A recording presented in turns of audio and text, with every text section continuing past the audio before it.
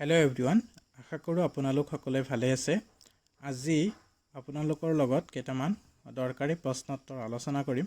চ' ভিডিঅ'টো যদি ভাল লাগে তেতিয়াহ'লে আপোনালোকে পেজটো ফ'ল' কৰি ল'ব, আৰু ইউটিউবত যদি চাই আছে আপোনালোকে তেতিয়াহ'লে চেনেলটো ছাবস্ক্ৰাইব কৰি ল'ব।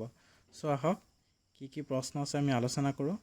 প্ৰথম প্ৰশ্ন আছে, লক্ষ্মীনাথ বেজবৰুৱাই ৰচনা কৰা প্ৰথম নাটকখনৰ নাম কি? উত্তৰ লিটিকাই। মনত ৰাখিব। লক্ষ্মীনাথ বেজবৰুৱাৰ লিটিকাই কোন শ্ৰেণীৰ নাটক? লক্ষ্মীনাথ বেজবৰুৱাৰ লিটিকাই কোন শ্ৰেণীৰ নাটক? উত্তৰ ধেমেলীয়া। মনত ৰাখিব। নেক্সট প্ৰশ্ন আছে, লক্ষ্মীনাথ বেজবৰুৱাৰ একমাত্ৰ উপন্যাসখনৰ নাম কি? লক্ষ্মীনাথ বেজবৰুৱাৰ একমাত্ৰ উপন্যাসখনৰ নাম হ'ল পদুম কুঁৱৰী। মনত ৰাখিব, পদুম কুঁৱৰী হ'ল লক্ষ্মীনাথ বেজবৰুৱাৰ একমাত্ৰ উপন্যাসখনৰ নাম। অসমীয়া চুটিগল্পৰ জন্মদাতা কোন? উত্তৰ লক্ষ্মীনাথ বেজবৰুৱা। লক্ষ্মীনাথ বেজবৰুৱা। নেক্সট প্ৰশ্ন, প্ৰথম অসমীয়া চুটিগল্পটোৰ নাম কি? প্ৰথম অসমীয়া চুটিগল্পটোৰ নাম কি?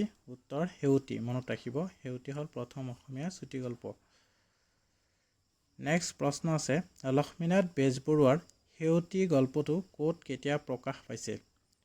দৰকাৰী প্ৰশ্ন, মনত ৰাখিব। উত্তৰ জোনাকীৰ চতুৰ্থ বছৰ চতুৰ্থ সংখ্যাত প্ৰকাশ পাইছিল। নেক্সট প্ৰশ্ন আছে, ভদৰী নামৰ অসমীয়া চুটিগল্পটোৰ লেখক কোন? ভদৰী নামৰ অসমীয়া চুটিগল্পটোৰ লেখক লক্ষ্মীনাথ বেজবৰুৱা আছিল। অসমীয়া চুটিগল্পই জন্ম লাভ কৰা আলোচনীখনৰ নাম কি? দৰকাৰী প্ৰশ্ন, মনত ৰাখিব। অসমীয়া চুটিগল্পই জন্ম লাভ কৰা আলোচনীখনৰ নাম হ'ল জোনাকী।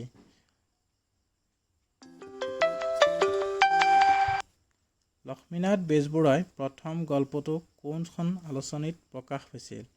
লক্ষ্মীনাথ বেজবৰুৱাৰ প্ৰথম গল্পটো জোনাকীত প্ৰকাশ পাইছিল। মনত ৰাখিব। নেক্সট প্ৰশ্ন, লক্ষ্মীনাথ বেজবৰুৱাৰ প্ৰথম গল্প পুথিখনৰ নাম কি? লক্ষ্মীনাথ বেজবৰুৱাৰ প্ৰথম গল্প পুথিখনৰ নাম কি? উত্তৰ সুৰভি। মনত ৰাখিব।